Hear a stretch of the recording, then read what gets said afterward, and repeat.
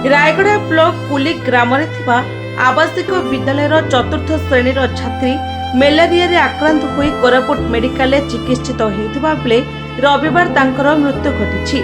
मृत छात्री हेले दिव्या मांडांगी। तांको घर कोलोन आलुबाड़ी ग्राम बोली जनापड़ी। छात्री मृतदेह रविवार कुली पहुंचवा परे क्षतिपूरण दाबी स्कूल सम्मुख में अभिभावकों धारणा।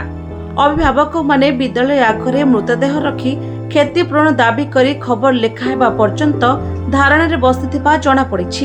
छात्री जनक अनुसूचित जनजाति और अनुसूचित जाति विभाग द्वारा परिचालित हॉस्टेल रही कुली स्थित शिक्षा विभाग उच्च विद्यालय रे अध्ययन करुथिले।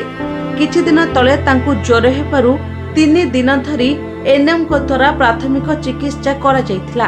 तेबे तांका स्वास्थ्य अवस्था रे सुधार न हेबारु गत 24 तारिख रे तांकु रायगड़ा जिला मुख्य चिकित्सालय रे भर्ती करा जायथिला।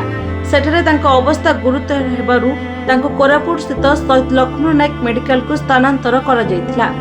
एने रायगड़ा ब्लॉक मंगल संप्रसारण अधिकारी प्रकाश नायक को पचारि पारु छात्री जनकु विद्यालय तरफ आवश्यक चिकित्सा जोगाई दिया जायथिला बोली कहिसंती। ए घटनार तदंत करी प्रशासन को खूब शीघ्र रिपोर्ट प्रदान कराजिबो बोली नायक कहिसंती। रायगड़ारू मालेश कौशलଙ୍କ रिपोर्ट निरपेक्ष न्यूज।